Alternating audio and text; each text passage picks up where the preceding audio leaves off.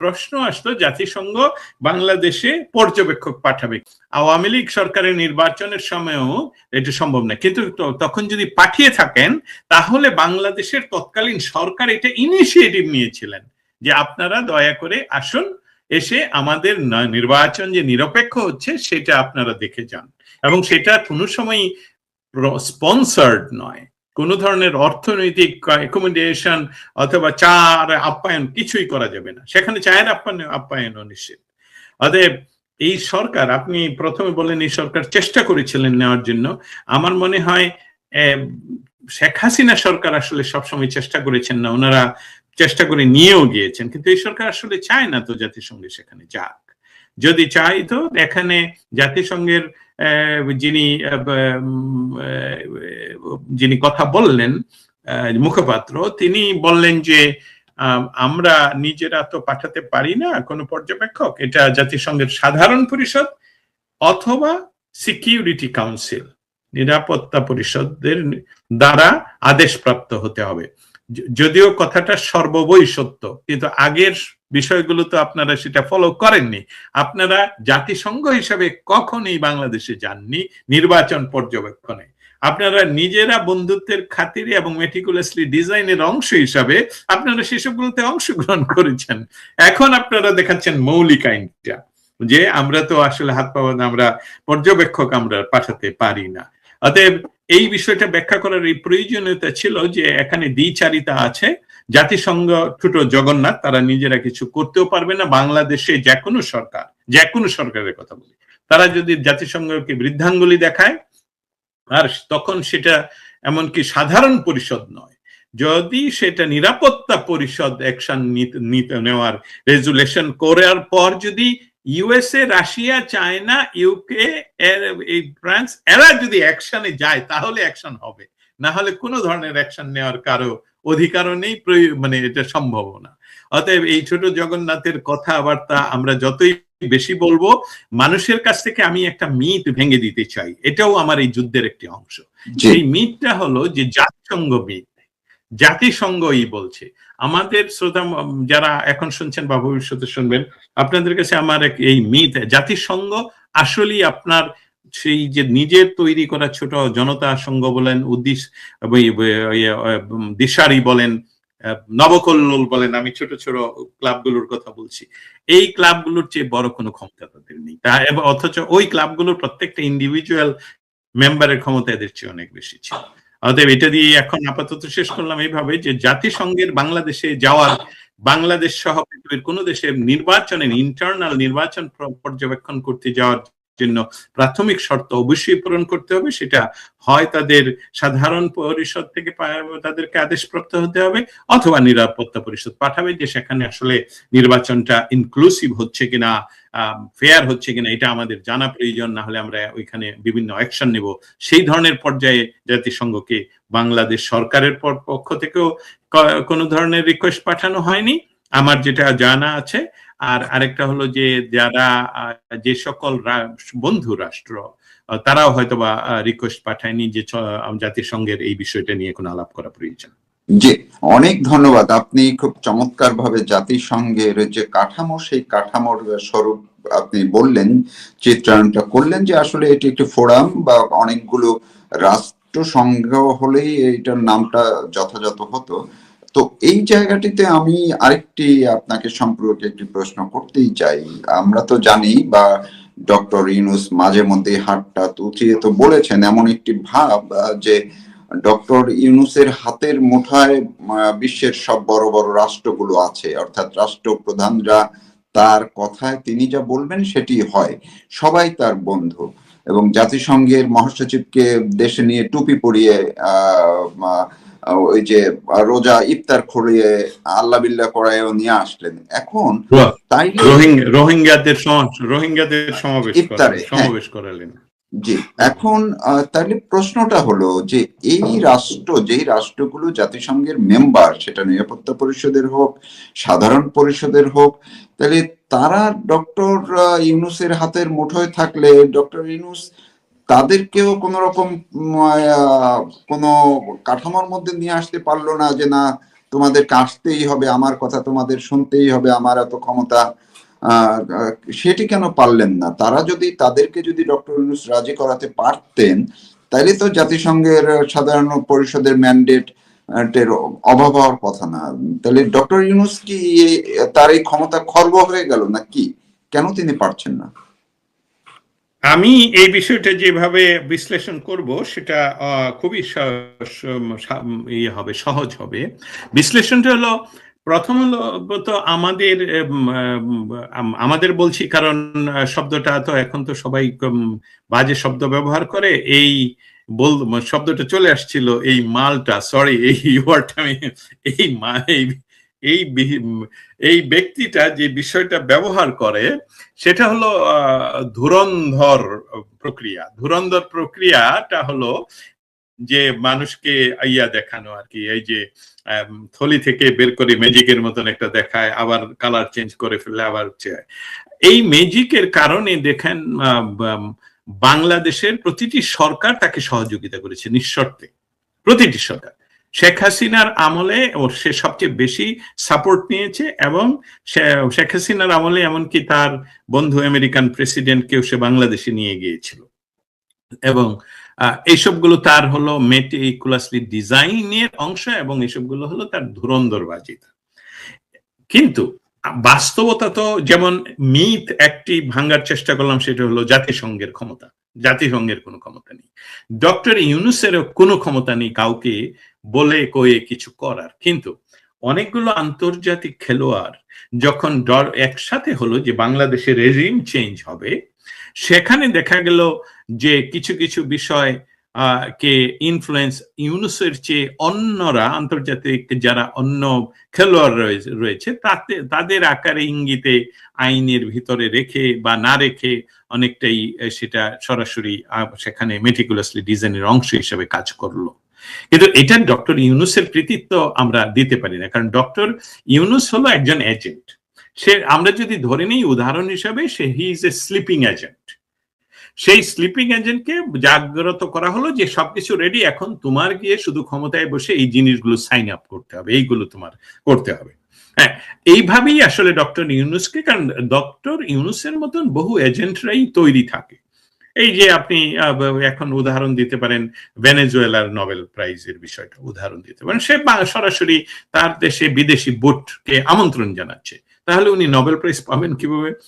তাহলে এই সকল সামগ্রিক বিষয়টা একত্রিত করলে ডক্টর ইউনূস একজন ভুয়া, এবং ডক্টর ইউনূস সবসময় এই ধূর্তামি, এই চালাকি উনি করে যাচ্ছেন। কিন্তু ধীরে ধীরে আজকে মানুষ সবাই জেনে গেছে যে আসলে তার কাছে কোনো ম্যাজিক নেই। তার যেহেতু কোনো ম্যাজিক নেই, যেহেতু সে সবসময় বাংলাদেশের স্বার্থের জন্য তার জন্মে কখনো কোনো কাজ করেনি। বাংলাদেশের স্বার্থ কিন্তু এই গ্রামীণ ব্যাংক নয়, বাংলাদেশের স্বার্থ কিন্তু এই গ্রামীণ টেলিফোন নয়। এরপর টাকা নিজেও পাচার করে, তার বিরাট একটা অংশীদার বিদেশিরা। অতএব সে বাংলাদেশের না, সে পশ্চিমাদের। আমরা যদি সেই ইংলিশ আমলের বা ব্রিটিশ আমলের কথায় চলে যাই, তাহলে এটা হলো ইস্ট ইন্ডিয়া কোম্পানির স্থানীয় চর, এইভাবে বলা যায়। সে তার সমস্ত কাজই হলো তাদের জন্য বাইরে। আমরা তো নির্লজ্জ ভাবে দেখতে পাচ্ছি যে রিসোর্সের জন্য কোনো আইন মানা হয় না পৃথিবীতে, কখনোই কোনো আইন মানা হয় না। রিসোর্স যেখানে, সেখানে যার ক্ষমতা আছে, সেখানে সে একদম সরাসরি গিয়ে বলবে এটা আমার, এবং সেখানে তার পাওয়ার দেখাবে। অতএব বাংলাদেশের সৌভাগ্য যে বাংলাদেশে এতগুলো নাই, মানে তেলের উপর ভর করা নয় এখনো পর্যন্ত, যতটুকু আমরা জানি। না হলে ডক্টর ইউনূস যেভাবে তাকে বসানো হয়েছিল, আজকে আমাদের গোলাম শাস্তি হতো, একদম গোলাম শাস্তি হতো, যদিও আমরা ইতিমধ্যে সেই পর্যায়ে চলে গেছি। অতএব ডক্টর ইউনূসকে জাতিসংঘ কি তার ইঙ্গিতে, জাতিসংঘ কি তার কথা শুনছে না? এটা কিন্তু আমি মনে করি না। সে জাতিসংঘকে তার তো প্রয়োজন নাই। জাতিসংঘে গেলেই তো একটা কোনো না কোনো ভাবে জাতিসংঘের সবাইকে তো সে আর কানে কানে বলে দিতে পারবে না যে ভাই তোমরা কিন্তু এটাকে সার্বিক, নিরপেক্ষ, ইনক্লুসিভ এসব বলবে। সেখান থেকে কোনো একটা পরিষদ থেকে, যেমন 1400 আনুমানিক শব্দটা এখন ডক্টর ইউনূসের বিরুদ্ধে যাচ্ছে যে 1400 লোক, আনুমানিক 1400 লোক হত্যা হয়েছিল, এবং কারা প্রকৃত হত্যাকারী সেটা কিন্তু জাতিসংঘের বলছে যে আমরা এটা নির্ণয় করতে হবে, সরকারকে এটা খুঁজে বের করতে হবে আসল হত্যাকারী কে। অতএব এই ধরনের রিস্ক নিতে সে রাজি নয়। অতএব জাতিসংঘে না যাক, অন্য কোনো পর্যবেক্ষক না আসুক, সেটাই তো তার মৌলিক চাহিদা হওয়া কথা। অতএব সংক্ষেপে হলো, ডক্টর ইউনূসের নিজস্ব কোনো ম্যাজিক নেই তার, এবং লজ্জাও নেই, এবং যেহেতু সে নির্লজ্জ এবং সে একজন মস্টার, সেই কারণেই উনি এই জাতিসংঘ সহ কাউকে ওইখানে সিরিয়াসলি আমন্ত্রণ জানাতে যদি চাইতো, তাহলে অবশ্যই সে সাধারণ পরিষদে আমাদের যে স্থায়ী প্রতিনিধি রয়েছে জাতিসংঘে, তার মাধ্যমে তুলে ধরতেন, যেটা শেখ হাসিনার সময়ে আমি দেখেছি যে জাতিসংঘের যারা স্থায়ী প্রতিনিধি তারা প্রতিনিয়ত সাধারণ পরিষদে বাংলাদেশের ইলেকশনকে আন্তর্জাতিক স্বীকৃতির জন্য অনুরোধ করেছেন যে আপনারা আসুন, আপনারা দেখুন, আপনারা বিচার করুন, অথবা আপনারা বলুন যে কি হয়েছে। সেটা এই সময়ের নয়। অতএব ডক্টর ইউনূস নিজে চুরি করছেন।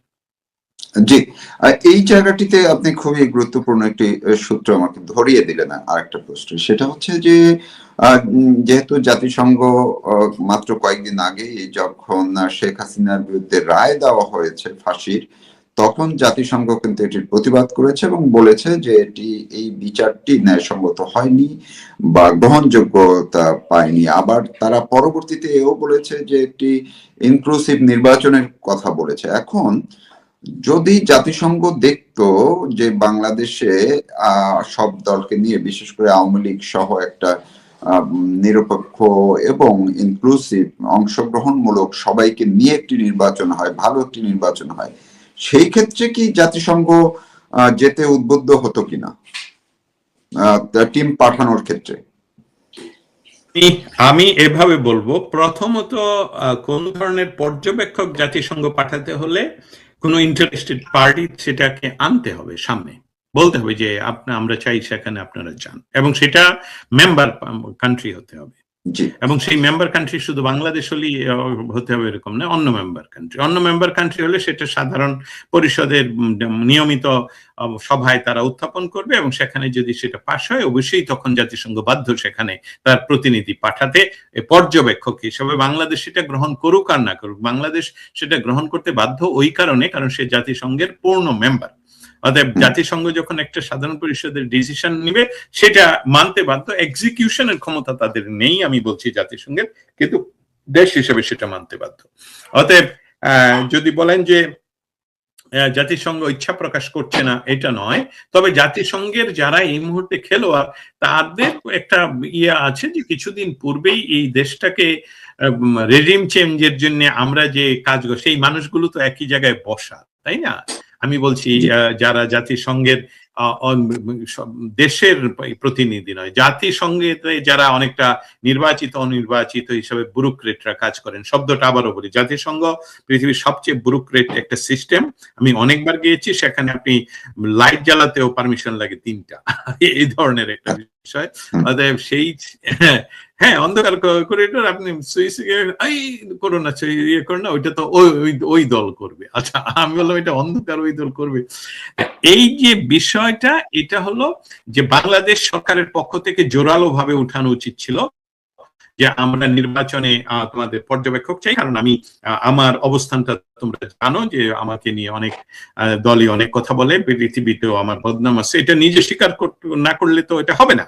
তাছাড়া অন্যান্য দেশের মধ্যে যদি কোনো দেশ এটাকে দাবি তুলতো যে আমরা এই নির্বাচনটা দেখতে চাই, যেটা নিরপেক্ষ হচ্ছে কিনা, সেটা আমলে আসতে পারতো। কিন্তু আমি সেই ধরনের কোনো তথ্য এখনো শেয়ার করতে পারছি না, তবে সময় শেষ হয়ে যায়নি, সেটা বলবো। জি, আরেকটা বিষয় আমি শুরুতে তুলছিলাম যে টিআইবি, ট্রান্সপারেন্সি ইন্টারন্যাশনাল বাংলাদেশ, এবং এর নির্বাহী প্রধান ডক্টর ইফতেখারুজ্জামান, তিনি কিন্তু এই সরকারেরই একটি কমিশনের, দুর্নীতি বিষয়ক কমিশনের, সংস্কার কমিশনের চেয়ারম্যান। পাশাপাশি এই সরকার অর্থাৎ ডক্টর ইউনূসকে ক্ষমতায় বসানোর জন্য কিংবা শেখ হাসিনা সরকারকে উৎখাতের জন্য যে একেবারেই ডিপ বা কোর গ্রুপের যে কয়জন, তাদের মধ্যে একজন ডক্টর ইফতেখারুজ্জামান। তিনি গতকালকে যে বিবৃতি দিয়েছেন খুবই কড়া বিবৃতি দিয়েছেন একটা, এবং তিনি প্রতিবাদ করেছেন, অর্থাৎ টিআইবি প্রতিবাদ করেছে যে সরকারি টাকা বা নির্বাচন কমিশনের টাকায় ভাড়াটে পর্যবেক্ষক, আন্তর্জাতিক পর্যবেক্ষক আনা কোনোভাবেই গ্রহণযোগ্য না, মানা যায় না। ভাড়াটে শব্দটাও বিবৃতিতে উল্লেখ করা হয়েছে। পাশাপাশি বলা হয়েছে এরকম কোনো এখতিয়ারও নির্বাচন কমিশনের নাই যে কোনো পর্যবেক্ষক নিয়ে আসবে, তাদেরকে থাকা খাওয়ার সব খরচ নির্বাচন কমিশন বহন করবে। সেই ক্ষেত্রে বলা হয়েছে যে নির্বাচন কমিশন যদি এটি করে তাইলে তাদের নিরপেক্ষতা ক্ষুণ্ণ করবে, এটি অন্যায় করবে এবং আন্তর্জাতিক ক্ষেত্রেও এটি দুর্নাম বয়ে আনবে। পাশাপাশি তারা এটিও বলেছে আন্তর্জাতিক কোন সংস্থাগুলো এটি জেনে শুনে বুঝে বাংলাদেশ সরকারের বা নির্বাচন কমিশনের টাকায় নির্বাচন পর্যবেক্ষণ করতে আসবে সেটিও দেখার বিষয়। আপনার কাছে কি মনে হয় ইফতেখারুজ্জামান সাহেব এই এত চরম একটি প্রতিক্রিয়া এবং প্রতিক্রিয়া কেন ব্যক্ত করলো, প্রতিবাদ কেন জানালো? অসংখ্য ধন্যবাদ। টিআইবির প্রধান ডক্টর ইফতেখারুজ্জামান যে কথা আপনি তুলে ধরলেন, আমাদের প্রথম বুঝতে হবে যে একটি সরকারকে টিকিয়ে রাখার জন্য একটি রেজিম চেঞ্জের পর যে অবস্থাটা তৈরি হয়, সেই অবস্থাটাকে দীর্ঘমেয়াদী ধরে রাখার জন্য অনেকগুলো ফ্যাক্টর একসাথে কাজ করতে হয়। যেমন একটা গাড়ি চালাতে আপনার ড্রাইভার লাগবে, ইঞ্জিন লাগবে, গ্যাস লাগবে, অনেক কিছু লাগবে, সবকিছু আবার অ্যালাইনমেন্ট থাকতে হবে। অতএব ব্রেকও তো লাগে, তাই না? ব্রেক না হলে তো ওভার স্পিড হবে, ওভার স্পিড হয়ে অ্যাক্সিডেন্ট করবে। অতএব টিআইবির যিনি ডক্টর ইফতেখারুজ্জামান, উনাকে আমরা চিনি, আমাদের ব্যক্তিগতভাবে ওনাকে আর পরিচয় করিয়ে দেওয়ার কোনো প্রয়োজন হবে না। অতএব উনি অ্যালাইনমেন্ট ঠিক করার জন্য চেষ্টা করছেন বলেই আমি যাদের সাথে এই বিশ্লেষণটা অন্যান্য যাদের সাথে কথা বলার চেষ্টা করেছি, নিউ ইয়র্ক ভিত্তিক এবং ওয়াশিংটন ডিসি ভিত্তিক এবং প্রাক্তন ভয়েস অফ আমেরিকার সাংবাদিকদের সাথে সহ, তারা সকলেই আমার সাথে একমত হয়েছেন যে এটা অনেকটা ওভার স্পিডিং যাতে না হয়, যাতে এটা ব্রেকের বা নিয়ন্ত্রণে থাকে। অর্থাৎ আমি চলে যাই 2024-এর নির্বাচনে। 2024-এর নির্বাচনে ওয়াশিংটন ডিসি ভিত্তিক একটি বড় সাংবাদিক দল বাংলাদেশে নির্বাচন উপলক্ষে ভ্রমণ করতে আগ্রহ প্রকাশ করে আমার সাথে আমাদের প্রেস ক্লাবে। এখন আগ্রহ প্রকাশ করলেই তো হবে না, এখন আমাদের ফান্ডিং এর প্রয়োজন, তাই না? আমার তো কোনো সংস্থা নেই, আমার তো কোনো ফান্ডিং নেই। তারপর আমি ওদের সাথে, যারা আমরা আড্ডা মারছিলাম, ওদের সাথে আলাপ করছিলাম যে আচ্ছা, নির্বাচন কমিশনের সাথে যোগাযোগ করলে কেমন হয়, যে আমরা আসতে চাই সাংবাদিকরা। ওরা বলল যে এটা তো তাহলে আমরা গ্রহণই করতে পারবো না। সাংবাদিকরা বলছে যে এটা তো আমরা গ্রহণই করতে পারবো না, এটা আমাদের নিরপেক্ষতা থাকবে না। আমাদের হয় নিজেদের টাকায় যেতে হবে, অথবা আমরা যে সকল সংস্থায় চাকরি করি তারা দিতে পারে, অথবা কোনো ইন্ডিপেন্ডেন্ট যারা এটা নিরপেক্ষভাবে দেখতে চায়, আমাদের অ্যানালাইসিস শুনতে চায়, তারা একদম বাইরে, এটা যাতে বাংলাদেশ সরকারের সাথে কোনো ধরনের সম্পৃক্ততা না থাকে।